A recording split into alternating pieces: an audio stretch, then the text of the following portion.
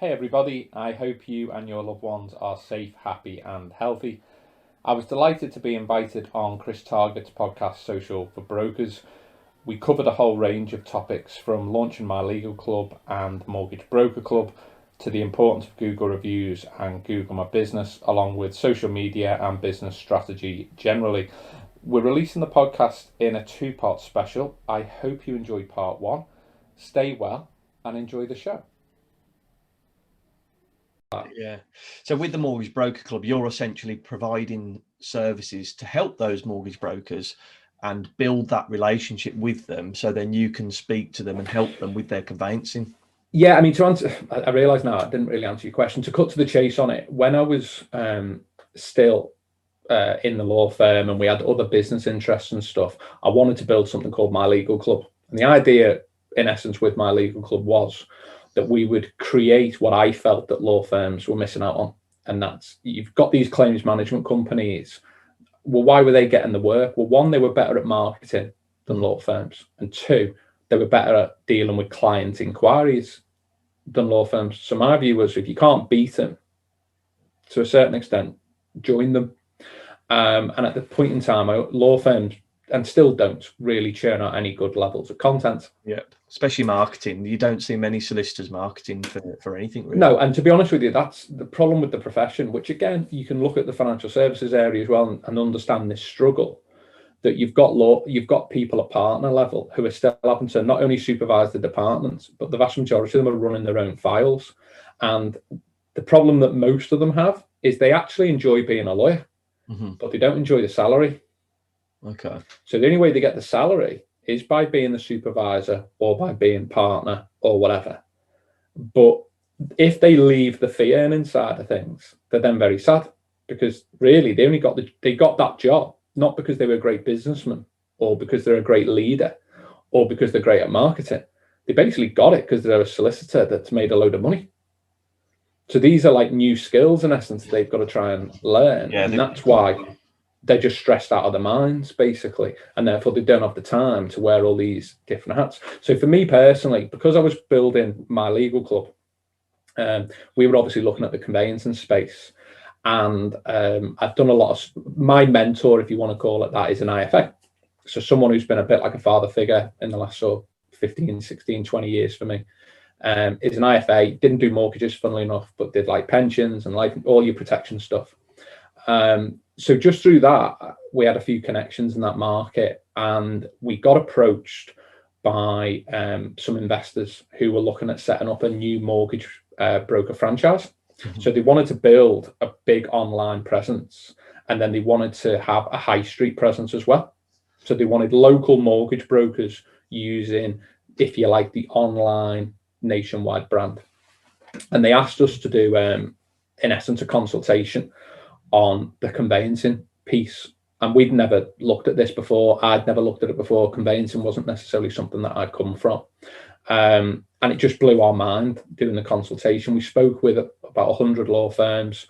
We spoke with, I think, 250 mortgage brokers. So it was a big piece of market research behind things then, don't you? Yeah, that was for the benefit of somebody else. But it gave us the idea of, actually, there's a way of doing this better. And then obviously speaking to sort of Alan, my mentor, if you like, what I was about to create something in a different sector with this same analogy. And I got introduced to a guy called Mike O'Brien. And at the time, Mike was changing his career and what he wanted to do. And he'd been worked in the estate agent industry and then worked in the mortgage broker industry for the last 8 or 9 years. And I said, wouldn't it be great if there was just one place where you could go and get everything? And I was talking more in terms of running your own business. Okay. And Mike was like, well, you know, in terms of the mortgage broker side of things, there just isn't anything like that out there. And then when we were looking at it, I was like, well, there's definitely something we can do to help mortgage brokers 100% when it comes to potentially stuff like conveyancing, legals, other things like that. Then you go, well, we need to produce, I want to create a community. That's what I really wanted to do. And then it's like, okay, well, what would that community need? What's maybe missing? And then when we looked at the market, there's a load of good content for mortgage brokers, but generally it's all to do with whatever the and I've never known a sector like it where there's so many different things that you need to be aware of. In that, if you're a mortgage broker, what CRM are you choosing? What are you going to do about sourcing? Are you going to go AR or BDA? You know, what's your niche going to be? What you do about your website? What you do about your lead gen? What you do about your compliance? Like, the amount of hats you have to wear as a mortgage broker is much bigger, or in the sort of especially the self-employed financial services sector. It's just much bigger than virtually any other sector. Sorry to butt in there. If you have a look at the Mortgage Broker Club website, if you get you through LinkedIn or just Google it, there's so many tools on there that will help people. So if you take anything from this episode, go and have a look at that website. Probably say 20, 30 different separate tools on there that people can have a look at. Yeah, they're free to access. So we've had loads of inquiries this week, which I'm really proud to have been able to help people on. And that's, from our perspective, it's difficult because everyone's just going to shout that they're the best. Whereas you can basically come on our site, and particularly in like the features and stuff like that, especially if you're more inexperienced as a mortgage broker as well, shall we say? If you've been in the industry for maybe a couple of years, then I think it's really helpful in particular. But I think it's also for your more experienced brokers can keep up to date, say, with other products, whether it be a CRM you're looking for, or you want to learn more about Knowledge Bank or Tracker Hub or Mortgage Broker Tools or whatever. There's literally 25 categories on this. Anything that can happen to a mortgage broker or any problems that you've got, there's basically an answer on there. Even stuff like bridging, stuff like that. Yeah, there's everything on there. And obviously one of the main products that you speak about is the conveyancing. So can you give us kind of 3 USPs as to why, or as to how you can help people with their conveyancing, especially mortgage brokers?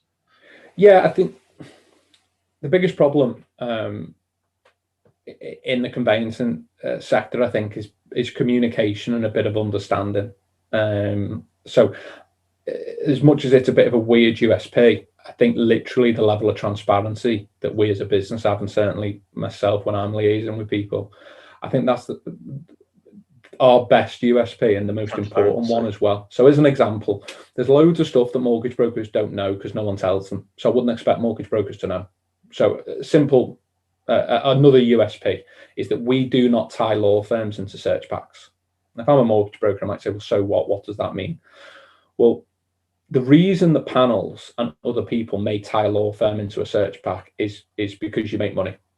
The search pack will, if you and I, Chris, owned a search pack, we would go to insert name a panel. You tie your law firms into me, we get 1,000, 2,000 instructions a month. We make a load of money from the lawyers on search packs, and we'll give you 50 quid, 100 quid, 150 quid kickback. Great. Mm-hmm. Okay. Problem with that is the selection of the search pack is not necessarily going to be based on the best service. So a lot of law firms will not work with panels and other parties if you're tied into a search pack. Yeah. And even if they are, they're already a bit upset about it. They're doing it through gritted teeth because they want the work. The problem you've got is if you then have a sink full of water and keep the tap turned on, you're obviously going to have a major problem. Now, some search pack providers are obviously better than others. But if you and I, Chris, owned a search pack and we know that our clients have to use us, they're literally tied in. Why would we recruit more people? Why would we try and ease that bottleneck? It's not even, we don't get shouted at by anyone. Yeah. We're in the background. That's always been the thing with solicitors, isn't it? I know we're talking about search packs here, but you can keep on taking business on. Well, I have sympathy for the solicitors on that one, because you might be doing a great job. But let's say you're using a search pack that you're tied into. Mm-hmm. You've got a confidentiality agreement there. So I can't come to you, the mortgage broker, and go, listen, the reason these searches are taking a little bit longer than they should be is because actually I'm tied in by your choice of panel. And had we not been tied in, I wouldn't use that search pack. Yes. I'd use a different one that's £150 cheaper and also a bit quicker. So that's not helping. They can't reveal that for obvious reasons. Yeah. So that is now, don't get me wrong, local authorities, as we can all imagine, are going to be struggling and are not exactly great at turning these around. So when the market's in this state of mayhem, there's law firms that are 50% down on their remortgage departments, but have had to hire 50, 60, 70 lawyers for their purchase departments. There's so many people going, yeah. So It's moving, yeah. It's incredible. You know, I was speaking to a builder the other day who cannot get a skip. So Really? he cannot get one. I was speaking to another builder who has literally quoted for a ground floor mini extension 80 grand, which is double what he'd normally quote, and they've taken it and paid it. Like, I've just never known anything like Crazy this. market, isn't it? But so with that search, so just in a conclusion, that USPs, you're transparent, and by not being tied to a search bar, it could make things quicker for the mortgage brokers. Yeah, in terms of a speed. USPs on this are, one, law firms that don't have any tie-ins with us on anything at all. Okay. So basically, it gives the law firms, we have more freedom of law firms to pick from. Yeah. Because if you do try and tie law firms in, you're using a smaller menu of law firms to choose, if you like. Secondly, if law firms are up to capacity, they have to tell us and we kick them off the panel. So, and they're allowed back because we want them to be honest with us about the capacity issues. And we also monitor the Google and Trustpilot reviews. So whilst we also have them on our site, so that when you're picking a lawyer, you've got their scores and access to the online reviews there and there. We monitor them as well. So like recently, I won't name them, of course, but we did suspend a law firm recently when we hadn't had a complaint about them. But the last 10 or 12 reviews online just made us nervous, and it painted a picture that this was a firm up to capacity. With it. Yeah, and they'll come back on. That's not a problem. You know, we hadn't had a complaint about them, but as I say, we did that to try and protect the brokers. Look, you know, we can't promise the earth. I don't own a conveyancing firm. We are not a conveyancing firm. So, you know, the big USP for us, I think, from what I'm told from other brokers, some brokers use us because we pay faster. So we basically advance you the referral fees on completion. So some brokers stay with us because that's what they really like. Others say our system is much simpler to use than others. Others say there are law firms on our panel they want to use that aren't on others. Others do it because they like online discount club. So basically, if you work with us, you can pass an online discount club for free to your clients if that's what you want to do. Okay. Other people use us for the customer service. So I won't name them, but they basically say that with other panels, if they've had bad treatment from a law firm, they get in touch with the panel and they feel like the panel don't do anything, won't answer the phone, aren't responsive.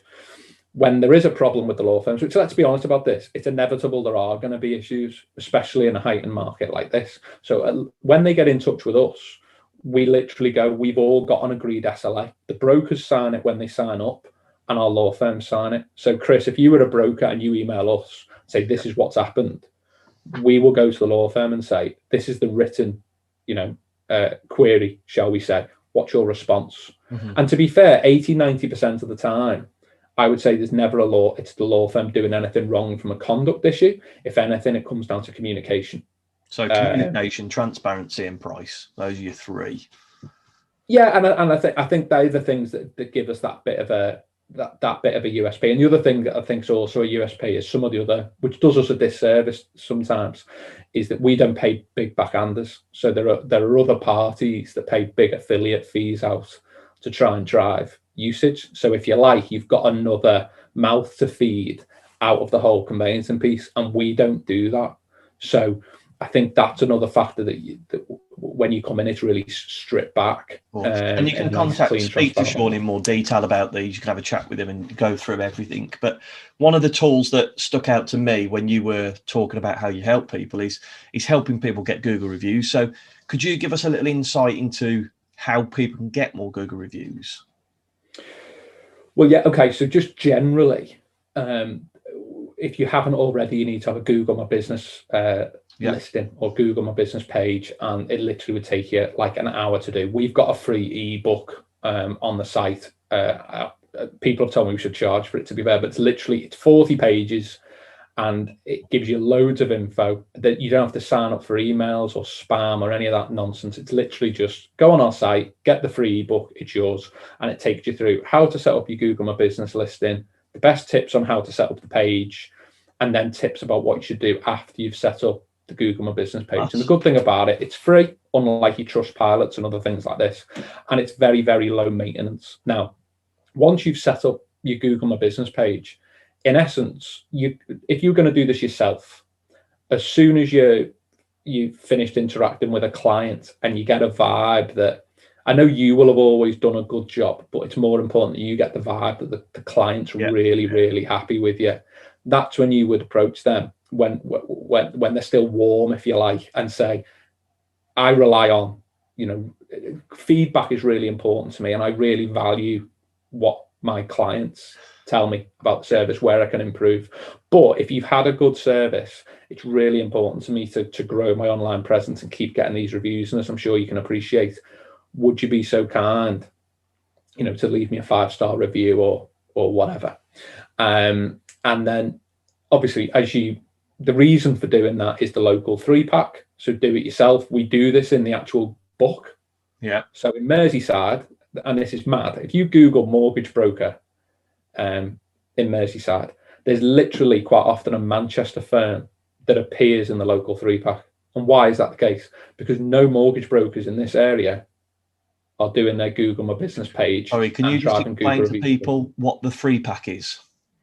Yeah, so the local 3-pack is an incredible tool for small businesses, self-employed professionals, even medium-sized operations that want to grow their local presence. So the way Google works, if you type in a search, especially in services, let's say mortgage broker, you get the Google ads at the top, but a lot of clients will just scroll past them because now there's a bit more awareness that they're ads.